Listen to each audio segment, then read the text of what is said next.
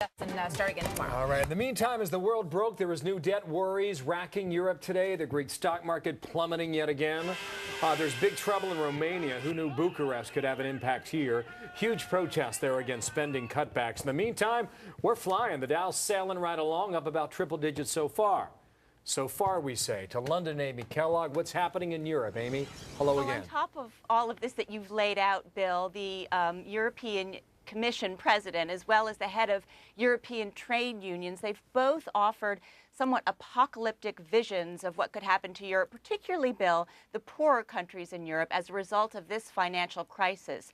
Now, the European Commission president, Jose Manuel Barroso, warned democracy could collapse in Europe if serious austerity measures across the board are not implemented. But the head of Europe's trade unions is saying that if cuts are made and jobs lost in drastic numbers, then this will send the continent back to the 1930s, Great Depression, and harking back to the dark days leading up to World War II. He warned of unrest and the potential for military dictatorships to fill the void.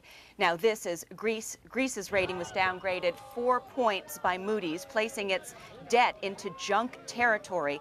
The Greeks have been, over the past months, protesting promised austerity measures.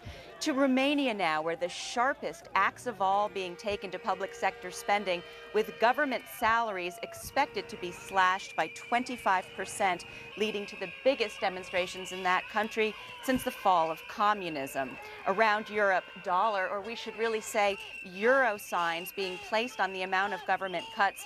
Germany's at 80 billion euros, or $104 billion in the UK, which could be looking at near $90 billion in savings. And also today, a French union bill protested the plans to raise the retirement age in France from 60 to 63, and all of the unions in France are planning such protests, or frankly, a strike across the nation later this summer. So it's a rock and a hard place situation, because you've got the European Union Commission president warning that if cuts aren't made, countries are in jeopardy, and you've got the union saying that they are bucking these cuts because there could be other drastic results from that. It sounds like there's a long way to go. Amy Kellogg, Yes. Thanks for that report. You're welcome. In London. Martha, what's coming up?